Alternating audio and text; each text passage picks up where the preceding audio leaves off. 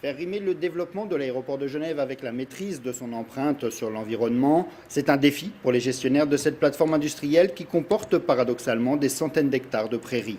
Ici, le ciel n'appartient toutefois pas qu'aux avions. On est allé y chercher quelques-unes des réponses aux défis énergétiques qui attendent l'aéroport. L'aéroport qui va installer sur son toit le plus grand champ solaire d'Europe en recourant à cette technologie unique des panneaux à ultravide, des panneaux développés sur la base des découvertes faites au CERN à quelques mètres de là. Et il nous permettra de produire du froid en été, afin de climatiser ou de refroidir plutôt nos salles d'embarquement, et du chaud en l'entre-saison et en hiver, afin de chauffer partiellement nos installations. Le panneau solaire thermique, comme son nom l'indique, il a pour vocation de transformer l'énergie du soleil en chaleur. Pour cela, il faut un cadre pour soutenir une plaque de verre qui laissera passer les rayons solaires. Ces rayons, on les fait converger vers un absorbeur, une plaque qui dispose de propriétés physiques et optiques particulières. En clair, cette couche doit offrir une haute absorptivité pour la lumière visible et une faible émissivité des rayons infrarouges. C'est toujours un corps noir. Celui employé par ces panneaux présente des caractéristiques compatibles avec l'ultravide. Il est là le secret du panneau, dans ce vide que la technologie cernoise a appris à maîtriser avec ses accélérateurs de particules. Ce vide, c'est le meilleur isolant que la nature ait à fournir. Il permet d'éviter que la chaleur du corps noir ne diffuse vers l'extérieur. Mais pour créer ce vide, il faut être en mesure de faire une soudure métallique entre le verre et le châssis en acier. Il ne reste alors plus qu'à solidariser le corps noir des tuyaux dans lesquels on fera circuler un fluide. À Genève Aéroport, ce sera de l'huile, une huile chauffée à 130 degrés. Cette chaleur alimentera une centrale de chauffage à distance pour réchauffer les locaux l'hiver et pour les rafraîchir l'été. Enfin, pour optimiser leur rendement, les concepteurs du panneau l'ont vitré des deux côtés et placé sur un miroir cylindrique.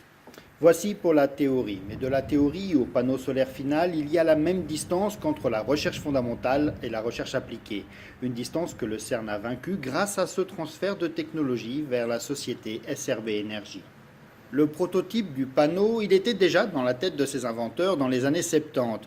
Les physiciens cernois savaient faire le vide, ils savaient surtout comment le conserver, car la science est têtue, tout corps qui chauffe produit du gaz. Pour conserver le vide à l'intérieur du panneau, il fallait donc pouvoir attraper les molécules qui s'y accumulaient, un peu comme un papier collant capture les mouches. Et ça, en physique, on le fait grâce à des pompes Getter, des pompes dont le principe était connu depuis des lustres, mais qui devaient évoluer pour pouvoir répondre à cette application particulière. Le Getter a une fonction d'éliminer les molécules de la phase gazeuse pour les transformer en produits chimiquement stables fixés sur la surface du métal Getter. Les Getter du CERN, ils n'ont pas cessé d'évoluer. Ils prennent maintenant la forme de fines feuilles d'aluminium qui subissent un traitement particulier. SRB Énergie est aujourd'hui en mesure d'en fabriquer des dizaines de mètres par jour. Pour passer d'une fabrication artisanale à une production de masse, SRB Énergie devait s'adosser à un groupe industriel.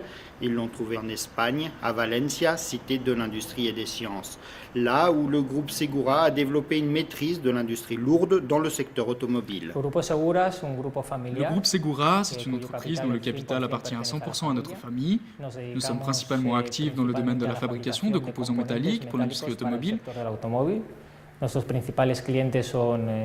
principaux clients sont Ford, Volkswagen, Seat, BMW, Mercedes.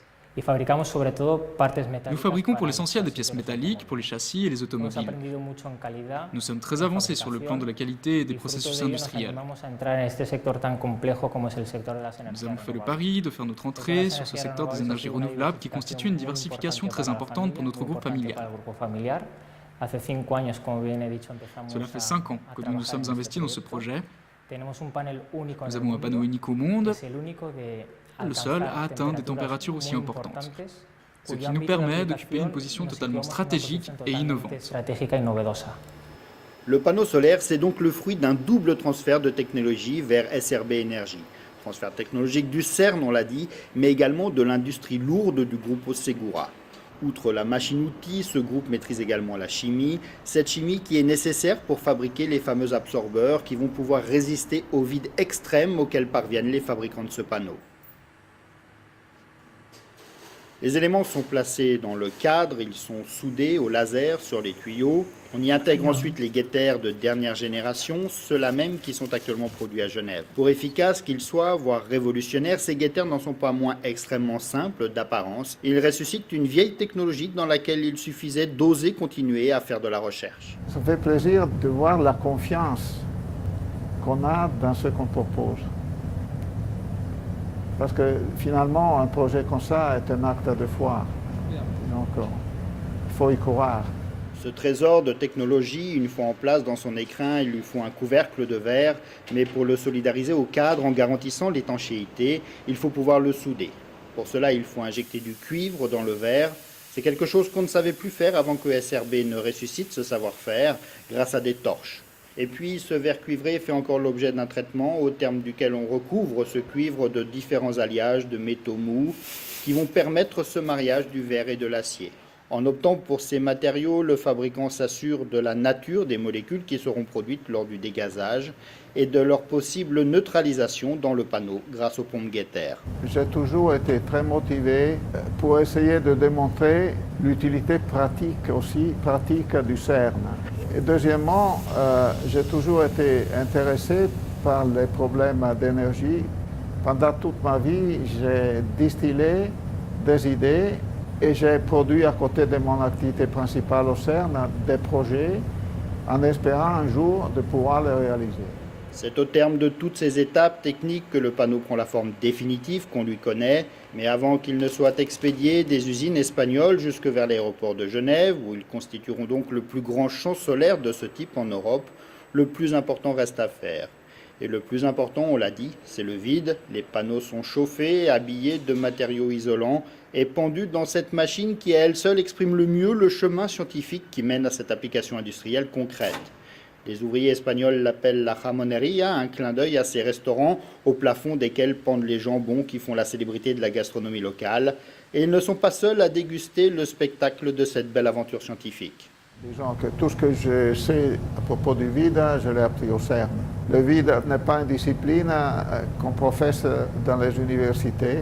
Cette installation à l'aéroport, c'est la première grosse installation en Suisse. Et donc, de voir qu'une idée avec un prototype si misérable est devenue quelque chose d'industriel, c'est sûr que ça me fait plaisir. La transformation des rayons solaires en énergie, c'est désormais une réalité sur les toits de l'aéroport de Genève, à quelques centaines de mètres du CERN à vol d'oiseau.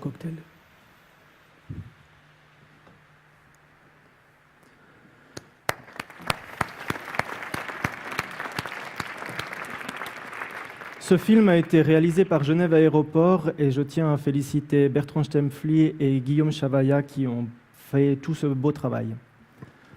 Si vous avez encore des questions.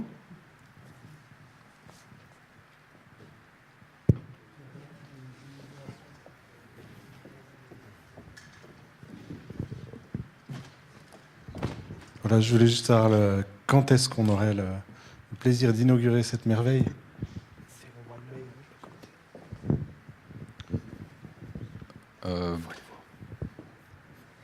Bonjour, la date précise, Christophe? À la fin de l'automne, je pense, là, entre octobre et novembre. On vous communiquera les dates précises. Là, on est en train de finir la planification. On n'a pas encore le jour précis de la fin et de l'inauguration.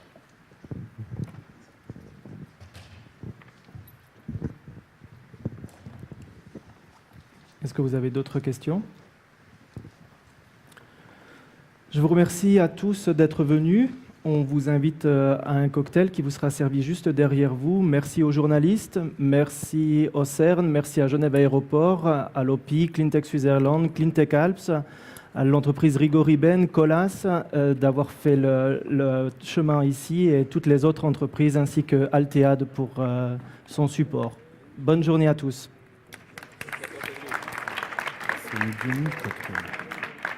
Putain, il faut les...